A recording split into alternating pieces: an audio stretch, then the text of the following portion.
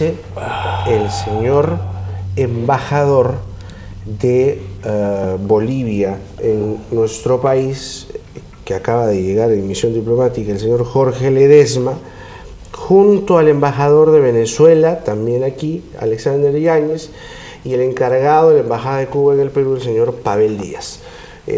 Alguien experto en los manejos de las relaciones internacionales es el señor Alejandro Deusto, que ha tenido la gentileza de venir esta mañana. Señor Deusto, ¿qué comentario le provoca esta declaración de un embajador de otro país opinando concretamente sobre políticas internas? Bueno, lo que acabamos de escuchar del embajador de Bolivia es una expresión inequívoca de injerencia de un Estado externo, de otro Estado, en asuntos internos del país. Eso de por sí ya es grave, pero más grave es el contenido de lo dicho por el embajador, que no tengo que reiterarlo porque ha sido puesto en el aire por ustedes, ¿no? Ese embajador está promoviendo el movimiento social, está promoviendo quizá una insurgencia y está poniendo en cuestión el orden constitucional del Perú, haciendo referencias a ciertas necesidades de cambio de constitución y a ejemplos extranjeros en esta materia. Todo lo cual configura una situación diplomática que debe ser respondida de inmediato por el Estado peruano. Este es un debate, primero en el ámbito diplomático ya no cabe debate frente a esta manifestación explícita, ¿no?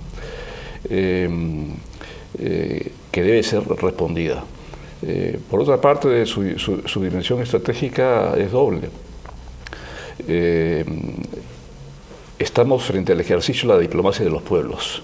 Esto es lo que Bolivia practica y no la diplomacia convencional de los estados.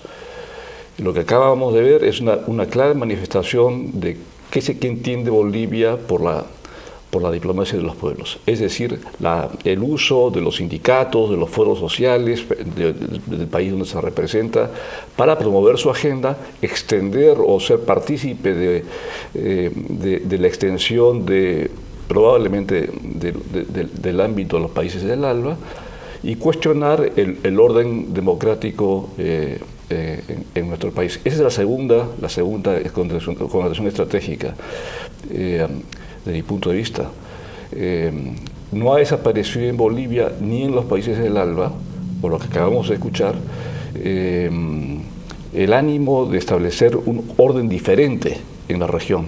En momentos en que ayer se celebraba, el 11 de septiembre, el 10º aniversario de la Carta Democrática. Cuyo núcleo es la democracia representativa que incluye la participación. Bueno, esto que acabamos de escuchar es una vulneración de esos principios, ¿no? Entonces, estamos frente a ese escenario, un escenario diplomático que debe ser respondido por la Cancillería, y aquí no hay discusión posible, creo yo, un escenario estratégico que pensábamos que había atenuado, pero como hemos visto, más bien está increciendo, y una vocación subversiva promovida por un agente diplomático extranjero, lo cual es inaceptable desde el punto de vista nacional y desde el punto de vista regional. Ahora, ¿cuál debería ser el tenor de la respuesta de la Cancillería o del propio canciller ante una situación de este tipo? ¿Qué respuesta debe tener el Perú frente a esto? Lo primero es una respuesta, una nota diplomática, como corresponde, primero describiendo el hecho y condenando el hecho. El Perú no acepta intervenciones de esta naturaleza. Se ha cometido un acto de violación del principio de no intervención. Y mucho menos acepta que agentes extranjeros intenten modificar el orden constitucional en el país. Ese es el lado liviano de la nota. Dependiendo de cuál sea el humor de la autoridad política, yo creo que el hecho es suficientemente grave como para eventualmente si no hubiera respuesta boliviana, como suele ser el caso en estos escenarios, como no se rige el Estado boliviano por la diplomacia convencional, una nota diplomática no tiene mucho efecto. La ven, la leen y la guardan en el cajón, no hay reacción. Siguen operando de la misma manera. Si no hubiera reacción, claro, habría que proceder al retiro del embajador o, digamos, a tomar una medida una medida mayor, ¿no? Porque no es esta la primera vez, ya había esto ocurrido con anteriores representantes diplomáticos bolivianos, pero hacerlo ahora, con un nuevo gobierno, donde precisamente la discusión constitucional ha sido parte del derecho de piso que hemos sufragado todos los peruanos con este cambio de administración y cuyo debate había sido ya, digamos, neutralizado para no generar desconfianza e inestabilidad en un momento muy difícil para el Perú y para el mundo como es la crisis económica. Viene un agente extranjero en ese momento a intentar en un sindicato a fomentar la inestabilidad y por lo tanto alterar los términos del debate interno en el Perú. Esto es inaceptable, ¿no? Entonces, el primer paso es la respuesta diplomática, esperar la reacción de la contraparte. Si la contraparte no reacciona, pues proceder, ¿no? Es inaceptable. El señor embajador no representa adecuadamente al Estado boliviano, o lo representa bajo los términos que el gobierno boliviano quiere que lo representen, es decir, a través de la diplomacia de los pueblos, que implica un grado importante de acción transnacional, no respeto de los principios convencionales por los que se rigen los estados, como lo estamos viendo. Y me parece que esto es parte de no un gran complot, sino algo que está en el dominio público para quien quiera verlo hace mucho tiempo. El ALBA es una realidad activa, no por ciertas circunstancias de salud en Venezuela. Esto se ha diluido, está activa y lo acabamos de ver, ¿no? Y entonces nosotros estamos, como reiteraba, celebrando el 10º aniversario de la Carta Democrática, en términos que implicó el mayor consenso político que ha tenido el hemisferio América y la región desde 1948. Entonces, en ese contexto viene esta intervención absolutamente cuestionable de este señor embajador. Hablaba usted del ALBA. Concretamente, ¿qué se propone con una declaración así? Bueno, el embajador está apelando además, ¿qué se propone? Se propone es una propuesta subversiva. Llevar al Poder Ejecutivo no es tomar el poder, ha dicho el embajador, si he escuchado bien. Sí. Si esto es lo que el embajador ha dicho, ustedes pueden reiterarlo. Eso se llama subversión. Eso se llama subversión, es una propuesta subversiva promovida por un agente extranjero que representa al Estado de ese país. Inaceptable. Y yo creo que la Cancillería está en la obligación de reaccionar. No soy quien en este momento para decirle al gobierno qué es lo que tiene que hacer. Ahora, pero esto es un acto, es la promoción abierta de la subversión. Llegar al Poder Ejecutivo no es tomar el poder, y hay que proceder a tomar el poder. ¿Bajo qué términos? Cambiando la Constitución. Al estilo ecuatoriano o al estilo boliviano. Una cuestión que había sido zanjada en el Perú, ¿no? Es inaceptable por donde usted lo mire. La Cancillería por estos días enfrenta más de un vaivén con el probable retiro de algunos embajadores por límite de edad. Se ha hablado de una purga. ¿Está en condiciones Torretales de enfrentar esto cuando por otro lado parece estar debilitado en el frente interno? Hay disputas entre uno que otro embajador, un grupo frente a otro. La política exterior la dirige el presidente de la República, no es competencia del presidente de la República dirigir la política exterior. El canciller gestiona esa política exterior y el servicio diplomático apuntal es el instrumento a través del cual se ejerce esa política exterior. Son cosas bien diferentes, ¿no? Esto es una responsabilidad del Ejecutivo Y el asunto interno de la Cancillería es un asunto interno que tiene una dimensión pública que, como todos conocemos, que debe ser resuelta de manera razonable y sensata, pero francamente no veo cuál es la relación entre una respuesta concreta y necesaria para el interés nacional y para la estabilidad del país en relación al problema interno de la Cancillería. Son cosas bien diferentes. El presidente puede tomar una acción y el canciller ciertamente está en la necesidad de poder hacerlo.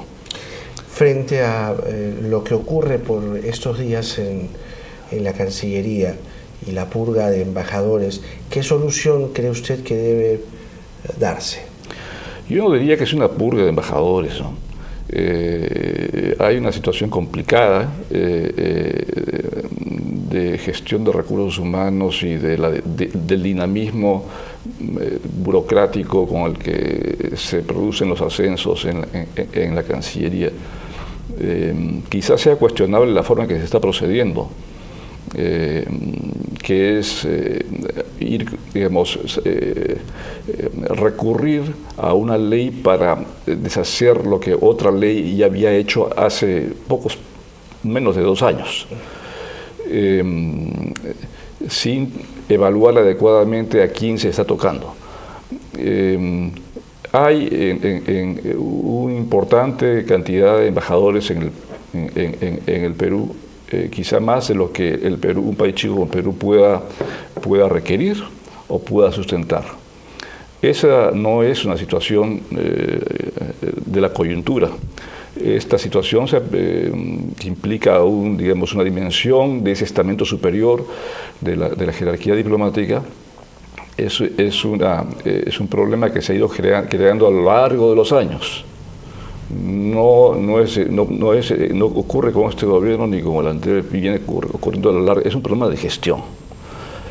Ese problema de gestión no puede ser corregido a través de mi punto de vista, a través de una norma dirigida a, corregir o intentar corregir el problema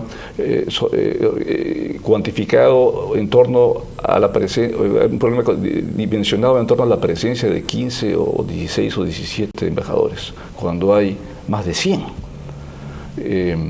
Esto es un asunto que debe merecer la mayor reflexión dentro de la institución. Yo no estoy en la institución, obviamente, pero como ciudadano estoy interesado en que el servicio diplomático del Perú tenga la mayor eficiencia posible y no necesariamente a través del debate parlamentario. El debate parlamentario verá qué es lo que se debe sancionar de acuerdo al proyecto de ley que se mande, pero ciertamente no se va a solucionar el problema del sobredimensionamiento de la primera jerarquía con la separación de 15 de los 150.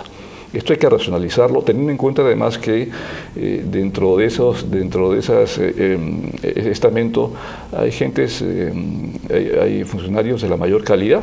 Justamente sobre eso le quería preguntar, ¿debilita, o por lo menos en qué condición cree usted que queda el equipo de La Haya cuando han sido tocados Alan Wagner y José Antonio García Belaúnde? Yo no creo que debilite en absoluto, porque ambos diplomáticos siguen ejerciendo sus cargos como agentes del Perú y como coagentes respectivamente, ¿no?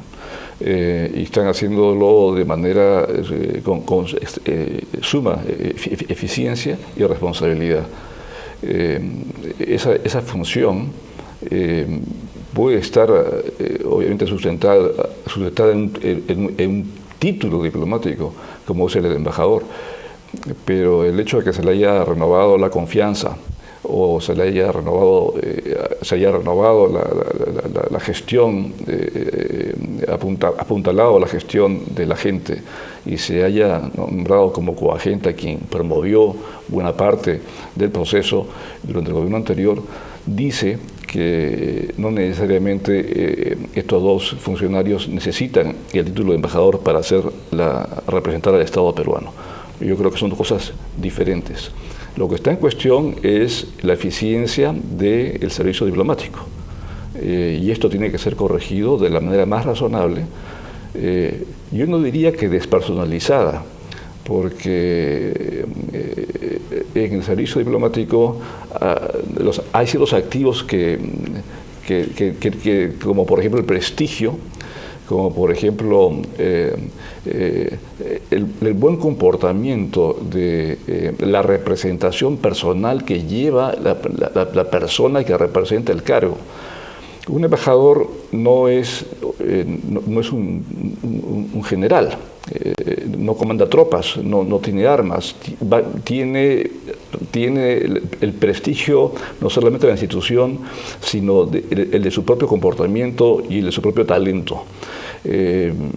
Esos son los instrumentos, su capacidad de negociación, su capacidad de representación. Obviamente tiene un soporte burocrático, tiene un soporte institucional, pero tiene también capacidad, digamos, tiene exigencias que el cargo demanda, talentos que el cargo demanda. El Perú no necesariamente abunda en este tipo de capacidades hoy día. La oferta no es excesiva, la cantidad sí, no necesariamente la calidad, al punto de que tenemos una representación externa en ciertos estados muy importantes para el Perú, donde la representación peruana no necesariamente es la mejor, ¿no? Entonces yo sí creo que es necesario tener en cuenta la calidad de cada uno de los funcionarios y en un marco de racionalización general de los recursos humanos de la Cancillería. Sin dejar la Cancillería desde donde debe salir una respuesta enérgica, como usted bien ha dicho, en torno a estas declaraciones del embajador de Bolivia en nuestro país, el señor Jorge Ledesma. ¿Debe pasar lo mismo con Venezuela, con el embajador venezolano? Ya pasó. Ya ha ocurrido anteriormente. La misma respuesta. Ya ha ocurrido también como en el caso boliviano, ¿no? Yo creo que en este caso, la diferencia está en los contenidos y en el tono. Pero el embajador de Venezuela ha participado de ese acto y aparentemente no se ha mostrado muy distante de estas apreciaciones. No quiero poner énfasis en esto, ¿no? Quién tuvo más responsabilidad y quién tuvo menos, pero aquí estamos frente a un hecho que constituye una intervención manifiesta con propósitos subversivos y que pretenden, estimular en la sociedad peruana una actitud insurreccional contra el orden constitucional en momentos en que se está celebrando precisamente el 10º aniversario de la Carta Democrática. Acto que, dicho sea de paso, fue conmemorado el día de ayer en la Cancillería con la presencia del presidente Humala y del canciller de la República, que este era el motivo de su invitación, ¿no? Sí. Esta intervención ha cambiado los términos de esta discusión matutina, pero claro, ayer ha sido celebrado esto en la Cancillería, donde la propuesta ha sido no solamente reiterar los términos de la Carta Democrática suscrita en 2001, sino además hacer énfasis en la inclusión social. De hecho, cuando se firmó esta carta, si mal no recuerdo, ayúdeme con la memoria, pero estaba aquí Colin Powell, sí, quien era secretario de Estado, y firmó y se tuvo que ir corriendo a Nueva York, a Washington, perdón. No se tuvo que ir corriendo. Apenas ocurridos los atentados, pues, ¿no? Fue el día de los atentados. Fue lamentablemente una coincidencia trágica, y si usted se refiere al secretario de Estado, al ex secretario de Estado Colin Powell, el general Colin Powell, yo creo que hay que reconocer no solamente al secretario de Estado, sino al gobierno norteamericano el hecho de que frente a un ataque tan monumental, que involucra obviamente, que tocaba un nervio central de la seguridad nacional de los Estados Unidos, haya permitido o haya instruido al general Powell a que se quedara en el Perú hasta suscribir la Carta Democrática. Claro, suscribió la Carta Democrática. Los hechos ocurrieron, entre la ocurrencia de los hechos que fueron en la mañana del 11 de septiembre del 2001 y la suscripción de la Carta, hubo por lo menos 12 horas que el general Powell se quedó en el Perú esperando suscribir la Carta Democrática. Quizá eso debiera también ser recordado en estos días en que se celebra el 10º aniversario de esta carta. La Carta Democrática, porque es una carta interamericana, no es una carta sudamericana. Eso es importante decirlo, sobre todo. Es una carta interamericana. Es la vigencia que adquiere esta carta 10 años después. ¿Qué significado tiene hoy para nuestros países tener una carta de esta magnitud? Y sobre todo, ¿qué sentido nos marca? Bueno, nos marca, primero marca el sentido del liberalismo político. Es decir, todos los países americanos concuerdan por voluntad propia en regirse, en establecer su orden interno en torno o fundado en la democracia representativa, que implica un importante ejercicio de participación.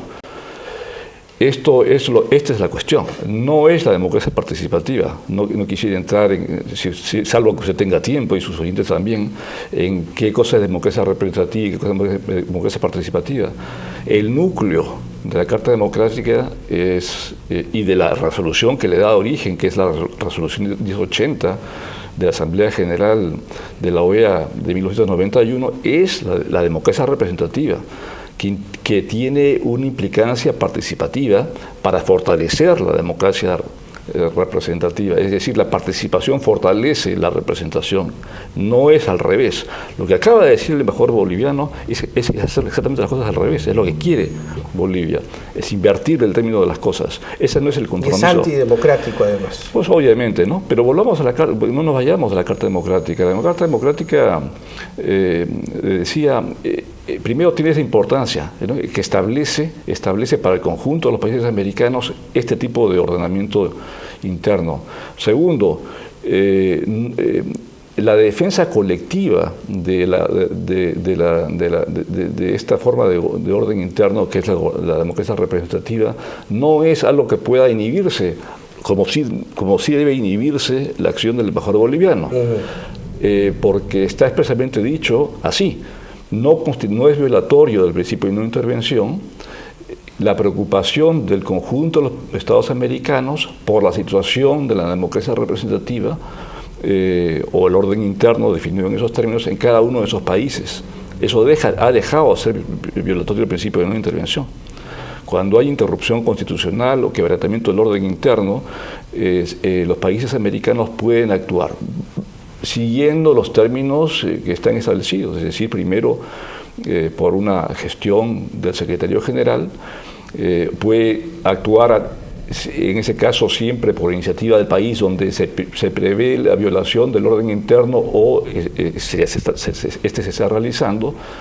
El Consejo Permanente, es decir, los embajadores de los Estados americanos representados en la OEA en Washington, toman acción en el asunto, pueden ellos, tienen la potestad de realizar gestiones diplomáticas, en este caso, siempre con el consentimiento del Estado donde este proceso disfuncional está ocurriendo, pero cuando se ocurre el quebrantamiento de ese orden, el secretario general, es decir, y cualquiera de los Estados miembros, puede convocar a las instancias correspondientes para actuar.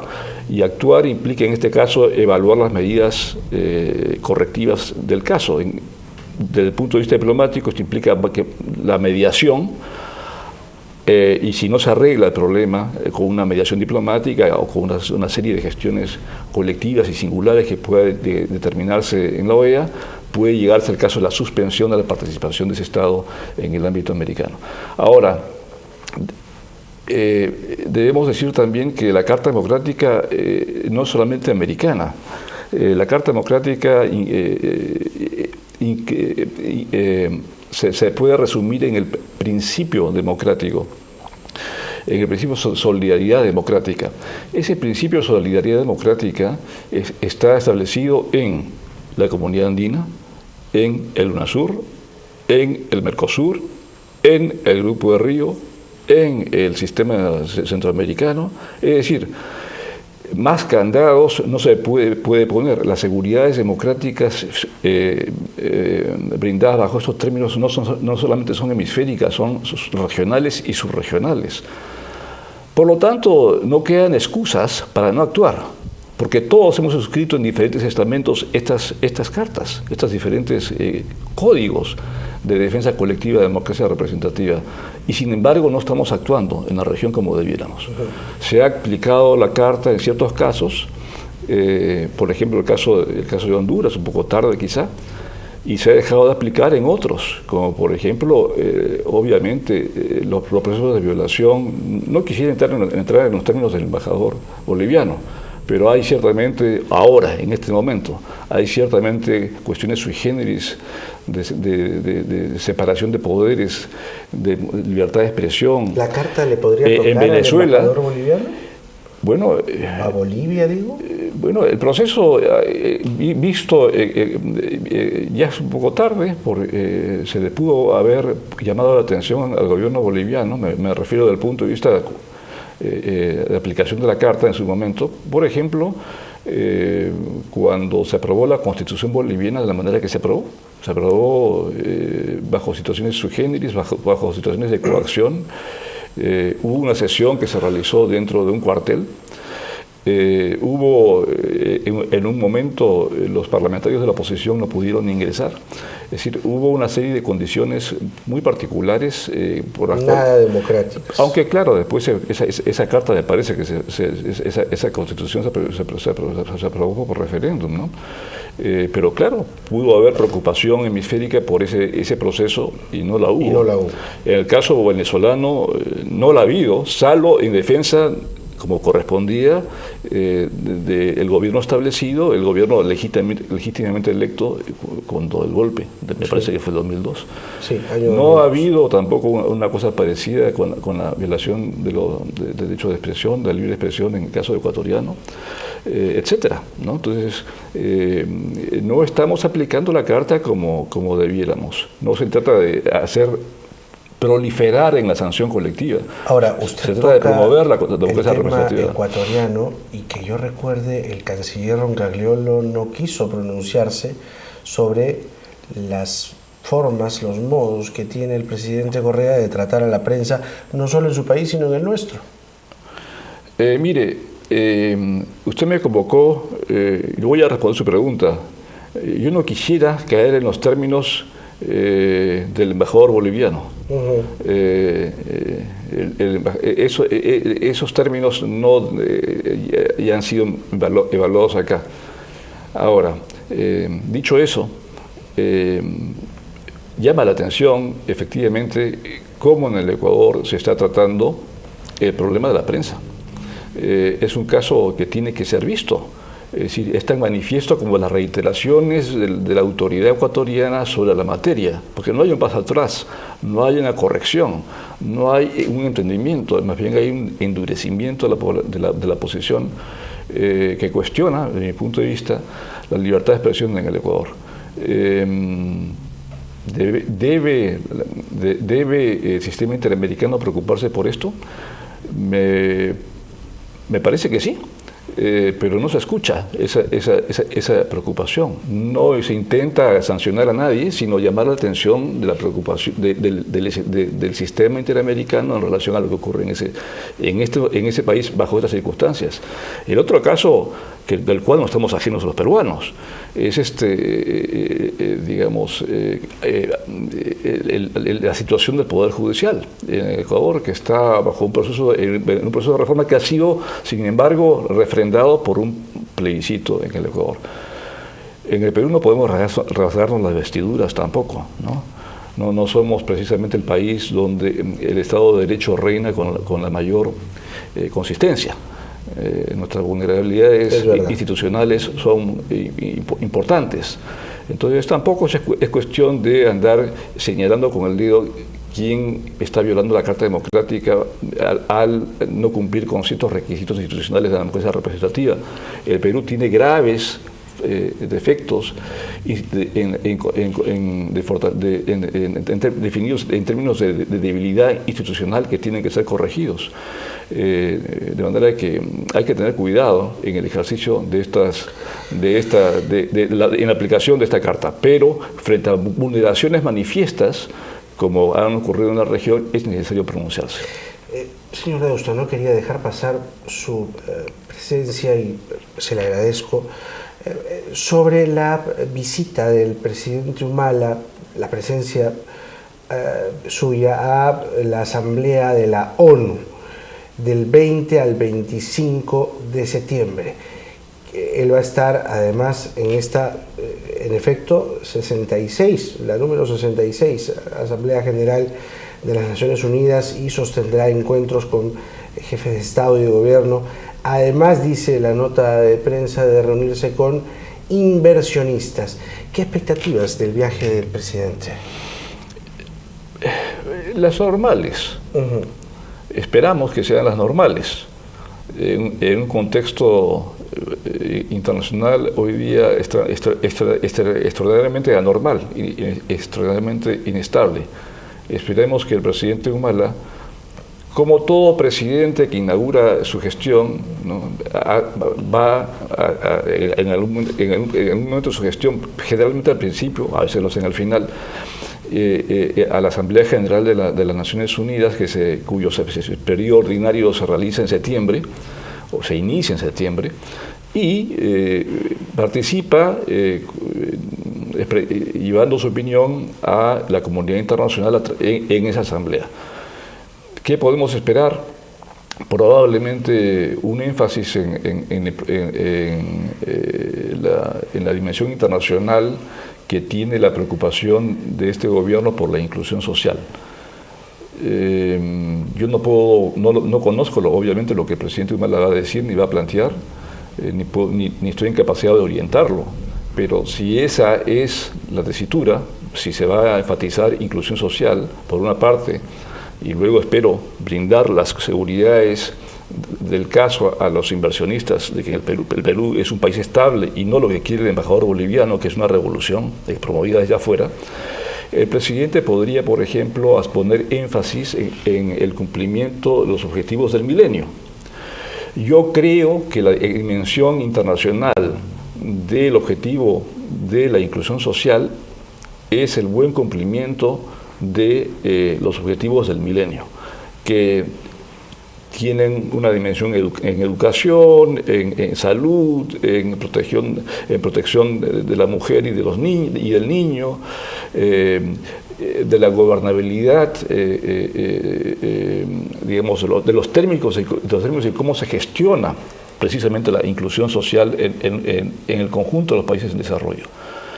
Nuestra política exterior ha sido definida por este gobierno a través de un objetivo, y el objetivo es inclusión social, pero ese es un objetivo interno, está muy bien. Ahora, debemos, por eso me permito expresar esta opinión, señalar que ese objetivo interno tiene un contexto externo multilateralmente establecido y que implica compromiso de la comunidad internacional, que son los objetivos del milenio, del 2000. He ahí el enganche entre el objetivo interno y el compromiso de la comunidad internacional. Quizá el presidente Humala podría hacer un énfasis en ese sentido. Y luego, obviamente, esperar también que tenga una buena labor ya no solamente de promoción de la inversión extranjera en los foros donde el presidente vaya a actuar al margen de la Asamblea General, sino en brindar las seguridades que ofrece el Perú hoy día, ratificar lo que las agencias calificadoras de riesgo han hecho con la deuda peruana. Es decir, el Perú ofrece las mejores calidades para la inversión extranjera, tiene los mejores fundamentos económicos en la región, es un país que puede resistir el embate de una crisis internacional, obviamente, probablemente con una disminución de la performance, Y estas son las cosas que el presidente Humala debe digamos, reafirmar en Estados Unidos, especialmente en Nueva York, ¿no? Donde funciona uno de los principales centros financieros del mundo. Señor Deusto, muchísimas gracias, siempre es un gusto. Gracias a usted. El internacionalista Alejandro Deusto comentando varios temas. Nos hemos ido por múltiples temas, ha sido muy rica la conversación, pero básicamente a propósito de las declaraciones de Jorge Ledesma, el embajador de Bolivia, publicadas anoche en Mira quién habla, en la cual el señor Ledesma pues se manda con todo y prácticamente nos dice cómo debemos conducirnos, cómo gobernarnos y que tenemos que cambiar de constitución ya. Según nos ha dicho el señor Deusto esta mañana, esas son declaraciones subversivas que tienen que ser contestadas rápidamente por Torre Tagle. 8:18, venimos.